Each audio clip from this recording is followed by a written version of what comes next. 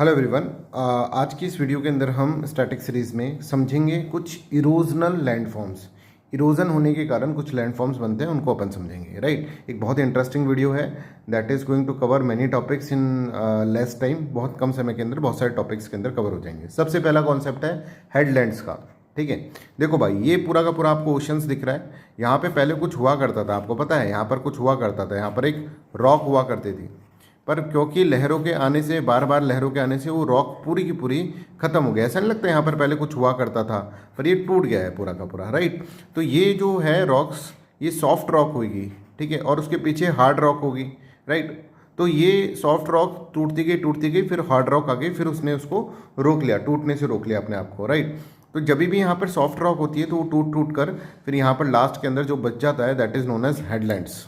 कुछ इस तरह से देखो बच्चों। ठीक है, ये अपना हार्ड रॉक है, ये हार्ड रॉक है। ठीक है, और ये जो सॉफ्ट रॉक है वो टूटती जा रही है। ठीक है, तो ये जो बच गए हैं दिस इज नोन एज हेडलैंड्स। इनको अपन हेडलैंड्स बोल रहे हैं। राइट, अब चलिए दूसरी चीज़ हम समझते हैं, रिवर क्लिफ। ठीक है, ऐसा आपने देखा होगा रिवर क्लिफ। ठीक है, जिसके ऊपर क्या है, यहाँ पर चढ़ खड़े होकर फिर आप यहाँ पर नीचे कूदते हैं। ठीक है, मज़ा आ जाता है आपको। तो ये रिवर क्लिफ जो है ना, उसके अंदर आप देखोगे तो यहाँ पर पूरा का पूरा ओशन है, और यहाँ पर आप देखेंगे तो यहाँ पर हमेशा इरोजन होता रहेगा। जब भी वेव्स आएंगी यहाँ पर टकराएंगी नीचे वाले पोर्शन के अंदर, और ऐसा करते करते काटते काटते ये क्या बन जाएगा, एक तरह से इस तरह से एक स्ट्रक्चर बन जाएगा, and this structure is known as notch. इसको अपन नॉच बोल रहे हैं। अब ये देखिए, ये और पानी इसके अंदर जाता रहेगा जाता रहेगा जाता रहेगा, तो एक गुफा बना देगा, that is known as caves, sea caves. जैसे यहाँ पर आपको दिख रहा होगा ये केव्स हैं। ठीक है, एक गुफा बन गई है। राइट, बार बार में हेडलैंड, ये पूरा का पूरा हेडलैंड है। राइट, अगर आप देखें, और इसके ऊपर ये क्लिफ्स आप कह सकते हैं इसको। ठीक है, क्लिफ्स के नीचे बिड़ बिड़ के बार बार में नॉच बन रही हैं। ठीक है, नॉच बनने के बाद फिर सी केव्स यहाँ पर बन गई हैं। इस तरह की गुफाएं यहाँ पर बन जाएंगी, that is known as sea caves. बिड़ बिड़ के मान लो उस पार निकल जाता है, पूरा छेद हो जाता है। ठीक है, कुछ इस तरह का स्ट्रक्चर बन जाता है, तो इसको अपन बोलते हैं sea arch. This is known as sea arch. इस तरह से आप देखिए, this is known as sea arch, this is known as sea arch. ये सी आर्क कहलाएगा। तो आप सी आर्क तक समझ गए।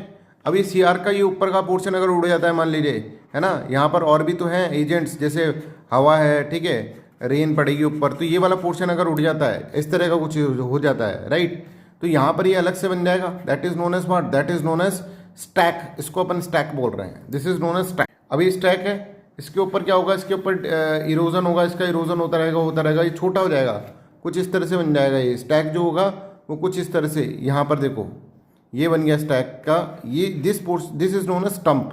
इसको अपन स्टंप बोलते हैं। तो I hope this is clear to everyone. Students, we are putting a lot of efforts in this series, so please let us know that this series beneficial or not in the